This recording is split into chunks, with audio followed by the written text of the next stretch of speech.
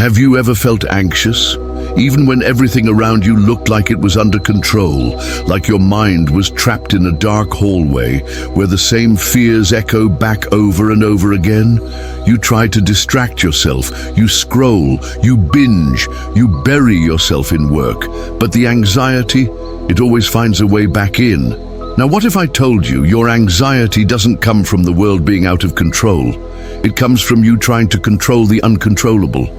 As the ancient philosopher Heraclitus warned, anxiety is born from the desire for permanence.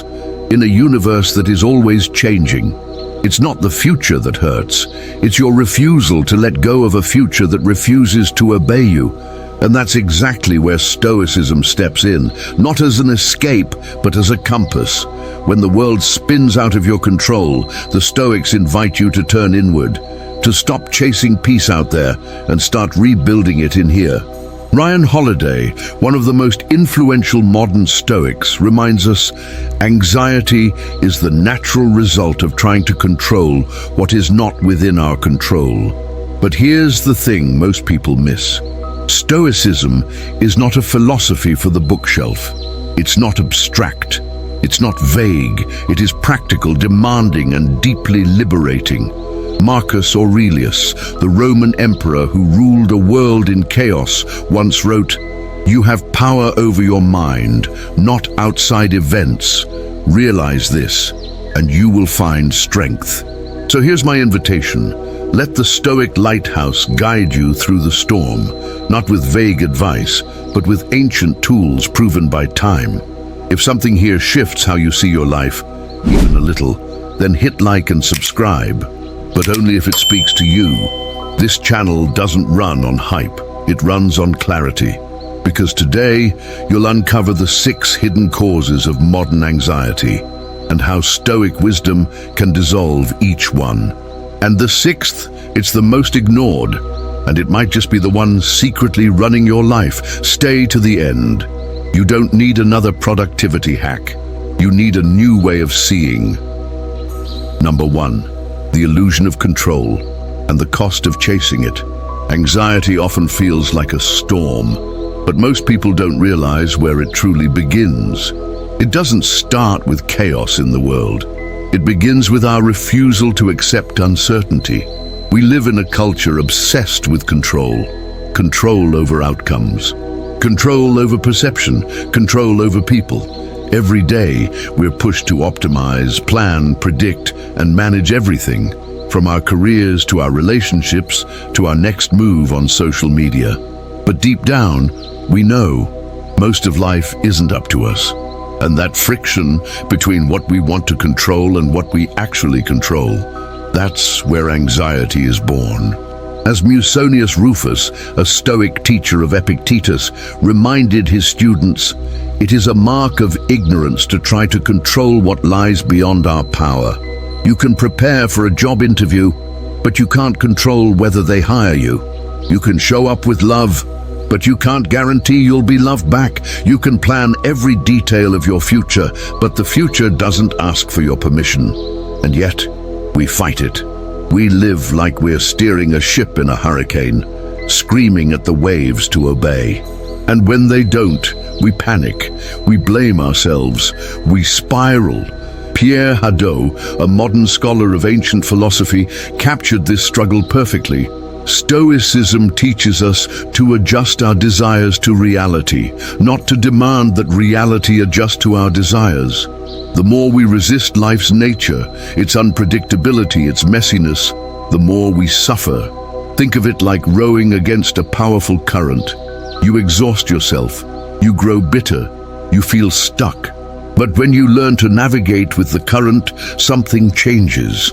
You conserve energy, you move with purpose, you start to breathe again. This is not passivity.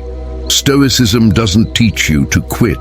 It teaches you to focus your will where it matters. So ask yourself, what truly depends on you, your integrity, your discipline, your thoughts, your choices? Now ask, what doesn't? Other people's opinions, the market, the weather, the outcome. You're not powerless, you're just misdirected. Chrysippus, the Stoic who gave structure to the philosophy, taught that wisdom is living in harmony with nature. And nature, by definition, includes change, chaos, and the unknown. When you accept that, not as surrender but as strategy, anxiety starts to loosen its grip, because now you're not wasting energy on what doesn't respond to your will. You're investing it where it actually matters. Donald Robertson, psychotherapist and modern Stoic thinker, puts it like this: the more you try to control what lies outside yourself, the more you make yourself vulnerable to it. And vulnerability in this case doesn't mean openness. It means exposure. Exposure to frustration, to confusion, to fear. The Stoics knew this. They trained not to dominate the world, but to rule their inner domain. So here's your first practice. Shift your energy from the external to the internal, from outcomes to effort, from approval to alignment, from control to clarity. You don't have to give up. You just have to stop fighting the ocean and start learning to sail. Because when you stop trying to control everything, you gain control over something far greater, yourself. Number 2, attachment to outcomes, the silent killer of inner peace. Think back to the last time you put your heart into something, a project, a message, a relationship, and then felt your chest tighten while waiting for a response. That restless feeling, like your worth is hanging in the balance of someone else's reaction. That's not just impatience, that's attachment, and it's one of the most overlooked causes of modern anxiety. In a results-driven culture like America's, where metrics define success and validation is counted in likes, dollars, and promotions, we're conditioned to believe that the outcome is everything. But here's the trap. When your peace depends on what happens outside you, your peace is never safe.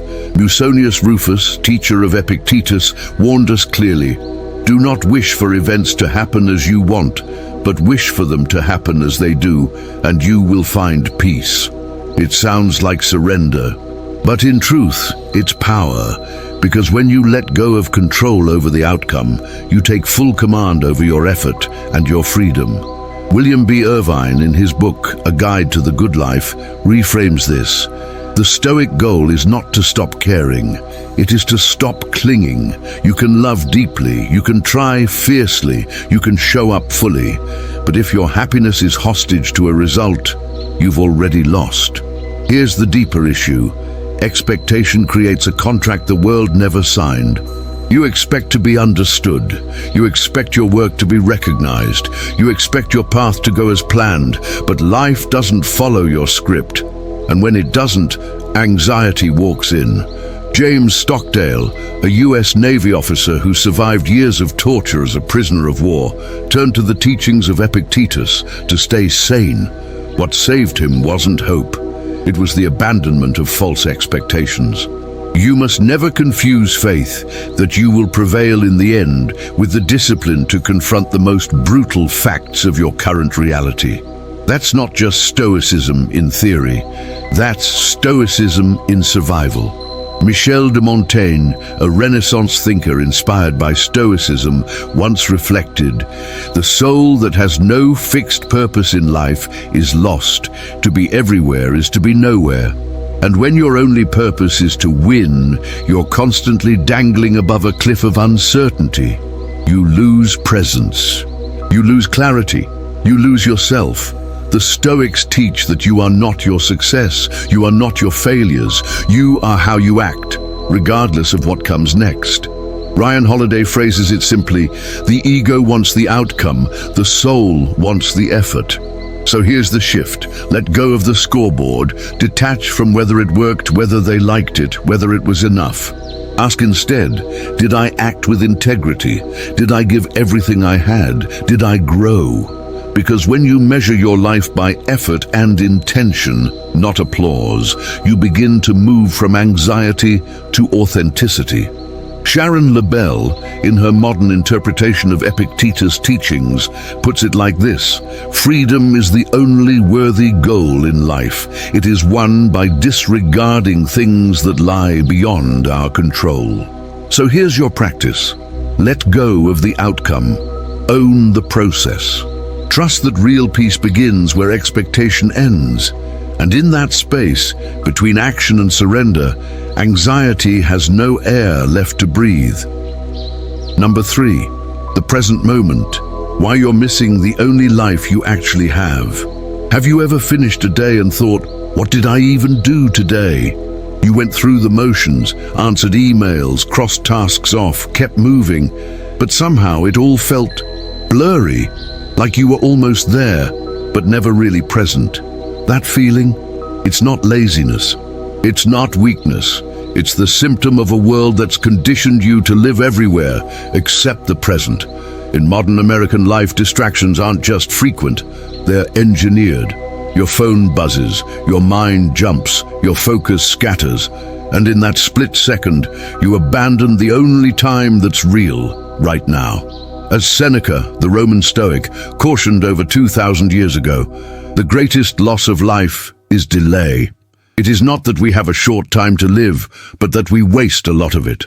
We waste it projecting into an imaginary future. We waste it reliving wounds from a dead past. We waste it in a constant state of almost awareness. And the price? Anxiety. Because anxiety thrives in the gap between the moment you're in and the moment you're afraid of. Heraclitus, whose thinking laid the foundation for Stoic philosophy, reminded us, you cannot step into the same river twice, for other waters are flowing and you are not the same person. Everything flows. Everything changes. The present is the only thing that doesn't lie, and yet we treat it like a waiting room, as if the real show starts later, but later never comes. Donald Robertson, Stoic author and therapist, connects this absence to a deeper psychological cost. Anxiety is often the collapse of attention. When we lose touch with the present, we lose touch with our power. And when you lose your power, the world takes control. Your phone decides your focus. Your inbox decides your value. The algorithm decides your worth. But presence is a rebellion. William B. Irvine said it clearly, what makes us suffer is not the present, but our unwillingness to accept it as enough. You don't need to move to the mountains or delete all your apps to reclaim presence. You need to practice being deliberately aware, right now. The Stoics had a word for this, prohairesis, your rational faculty to choose how you respond to life. That choice only exists in the present, not in theory. Not in nostalgia, not in anxiety, only here. So here's your practice. When you wake up, don't reach for your phone. Reach for your breath. Just sit. Be. Let 1 full minute be your time, untouched by noise, untouched by demand. Throughout the day, anchor yourself. Feel your feet on the ground, touch your wrist, really look at where you are. And at night, review your day, not as a judge but as a witness. Not asking, did I win, but asking, was I here? Kevin Vost, psychologist and Stoic author, describes this discipline as mental training. Attention is the soil where virtue grows. Without it, even wisdom withers. Because when you reclaim your presence, you reclaim your perspective. And when you're grounded in the now, the future loses its grip. This isn't mindfulness for aesthetics. This is self-defense against a world that profits from your distraction. And where there is presence, there is clarity, there is peace, there is freedom. Number 4, fear of judgment. Living for approval is killing your peace. Imagine building your entire life, the way you dress, speak, post, perform, around the fear of being judged. Not because you're weak, but because you're wired for acceptance. We all are. It's ancient, it's tribal, it's human. But in today's world, the tribe has no borders. It's Instagram, it's co-workers, it's strangers on Twitter. And every comment, every glance, every silence becomes fuel for one of anxiety's oldest engines, the fear of what people think. How many times have you hesitated to speak your truth just to avoid a raised eyebrow? How often have you twisted yourself into something more acceptable, more likable, more safe? That fear of rejection of disapproval is paralyzing. But to the Stoics, it's also an illusion. Musonius Rufus taught, we should not aim to be praised, but to be worthy of praise. And the difference is subtle, but life-changing. Because praise is external, worth is internal. Praise can vanish, worth stays with you. Today, though, we live in a performance loop.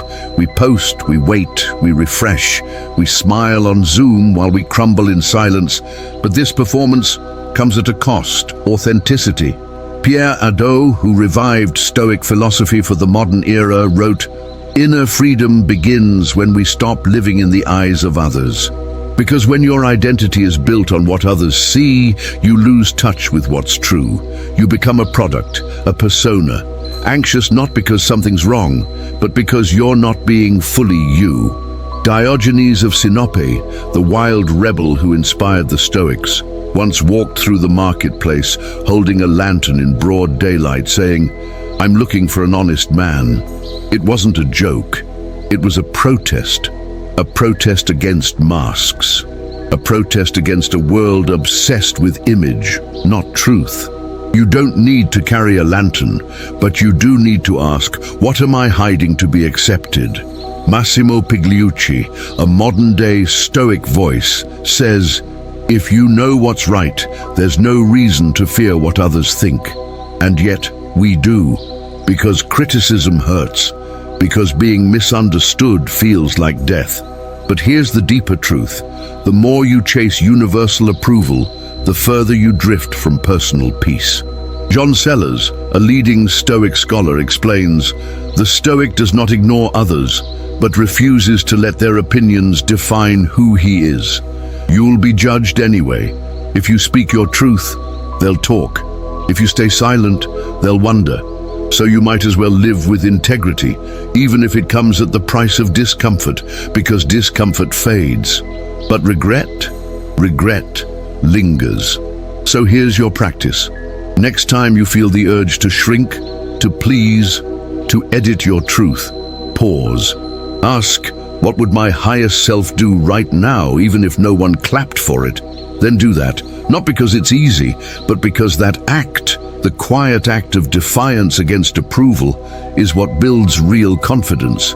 And in that confidence, anxiety loses its voice, because once you stop living for their applause, you start living for your own. Number 5, a life without direction, the invisible weight that drains you. There's a kind of anxiety that doesn't show up as panic or fear. It's quieter, but heavier. You wake up, you go through the motions, you hit your goals, you reply to every message, but deep down, something feels hollow. You're busy, but not fulfilled.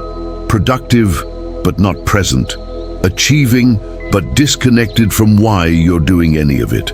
That's not burnout. That's not laziness. That's a lack of purpose. And it's one of the most toxic roots of anxiety in the modern American psyche. Seneca, the Roman Stoic, said it best. It is not that we have a short time to live, but that we waste much of it. In a culture obsessed with doing more, moving faster and never stopping, we forget to ask the most important question. Where am I actually going?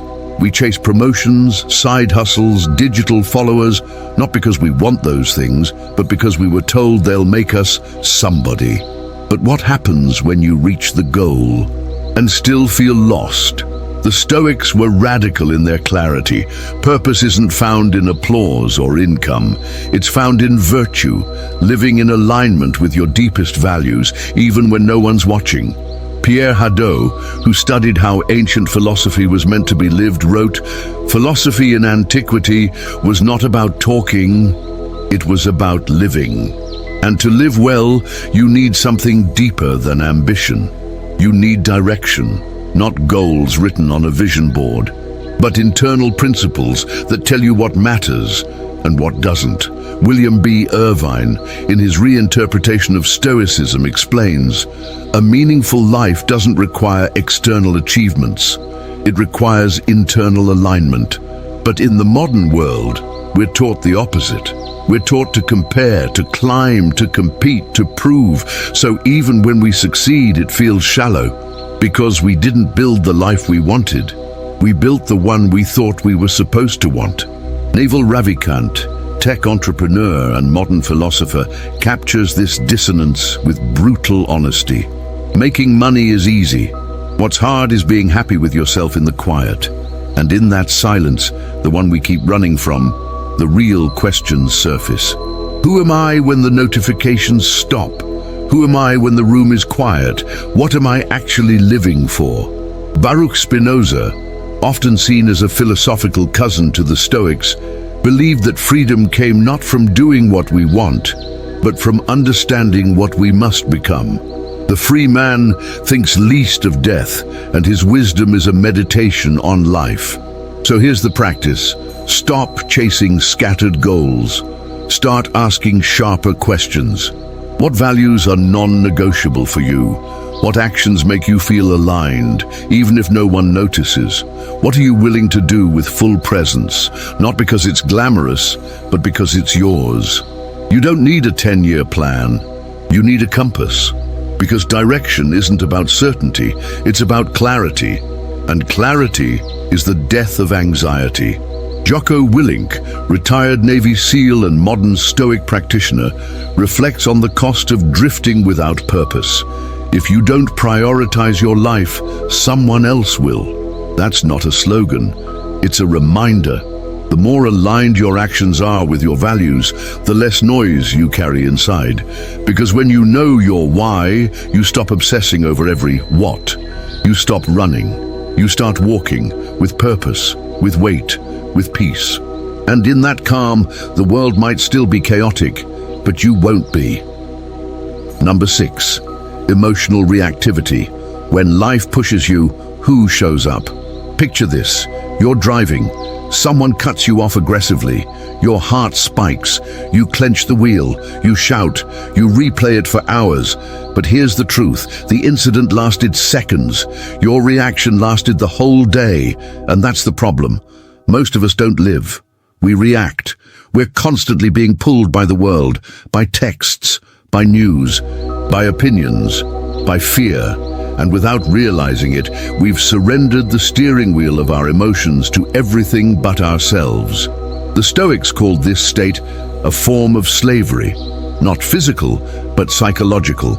Chrysippus, one of the master architects of Stoic logic, taught, the passions are false judgments, anger, fear, envy. They arise from misinterpreting the world.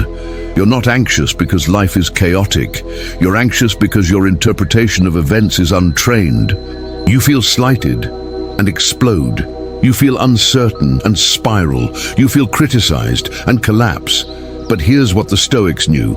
Between the trigger and the response, there is space. And in that space lives your freedom. Epictetus, the former slave who became a Stoic teacher, said, "It's not what happens to you, but how you react to it that matters."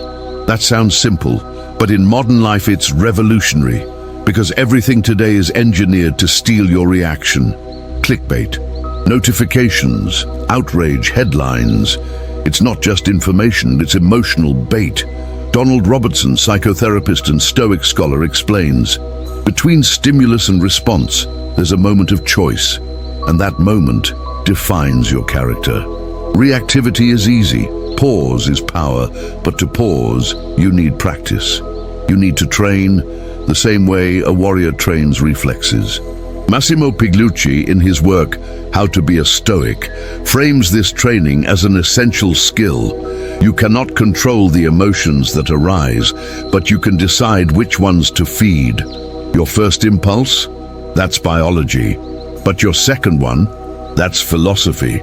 So here's your practice. Next time you feel an emotion rise, don't suppress it. Don't run from it. Pause, name it, breathe into it. Ask, what story am I telling myself right now? And more importantly, is that story true? Tim Ferriss, entrepreneur and Stoicism advocate, said something powerful in his TED Talk on fear. What we fear doing most is usually what we most need to do. Often, the reactivity isn't about the moment. It's about what the moment triggers in you. Your unresolved past, your need for control, your fear of not being enough. Stoicism doesn't numb you, it sharpens you. It teaches you to sit with discomfort and not become it, to observe your anger without being consumed by it, to witness your anxiety without identifying with it. And that's not repression, that's reclamation. Because real strength isn't in how loud you shout, it's in how calmly you choose not to. You don't have to fight every battle, you don't have to react to every push. You can choose silence, you can choose wisdom, you can choose peace. That's not weakness, that's mastery. Anxiety doesn't always scream. Sometimes it whispers, in the silence of the night, in the racing thoughts before sleep, in that deep sense that something feels off, even when everything looks fine. But let this be your turning point. You are not broken for feeling this way. You are not weak for struggling to breathe in a world that moves too fast. You are human, and like every human before you, you have the power to choose a different way. That way is called Stoicism, not a cold armor, not a spiritual bypass, but a lens, a filter, a framework. It doesn't numb your feelings. It teaches you what deserves your attention and what doesn't. Let's revisit what you've just discovered. When you let go of the illusion of control, you open the door to peace. When you release your grip on outcomes, you experience real freedom. When you return to the present, you rediscover your power. When you ignore judgment, you reclaim your identity. When you find your purpose, you stop drifting and start living. And when you break free from reactivity, you become your own anchor in the storm. These aren't motivational slogans. These are ancient practices, forged by philosophers, warriors, emperors, and now passed on to you. Pierre Hadot once said, "Philosophy is not about talking, it's about living, a way of life." And this way of life begins in the small, quiet moments, in choosing presence over panic, silence over reaction, action over excuse, clarity over chaos. William B. Irvine offers a final reminder: Stoicism doesn't promise to eliminate pain. It teaches us how to suffer less and live better. So now I ask you, not as a host, but as a fellow traveler on this path, which of these lessons will you begin practicing today? Let me know in the comments. Your voice matters here. And if this message reached you, if it cracked open a new way of seeing, hit that like button, share this with someone who needs it, and subscribe for more. Because here at the Stoic Lighthouse, our mission is simple: to guide you through the storm toward wisdom and tranquility. You're not alone. You were simply misdirected. Now, you have a new compass. And before we go, let me ask you something. What if Marcus Aurelius understood something about social media 1,800 years before it even existed? That's what we'll explore in the next video. Why Marcus Aurelius would delete your Instagram, ancient truths about a modern trap. You don't want to miss this one. It might change how you use the internet forever. Until then, remember, a calm soul isn't one that feels nothing, it's one that has learned what is truly worth feeling. See you in the next video.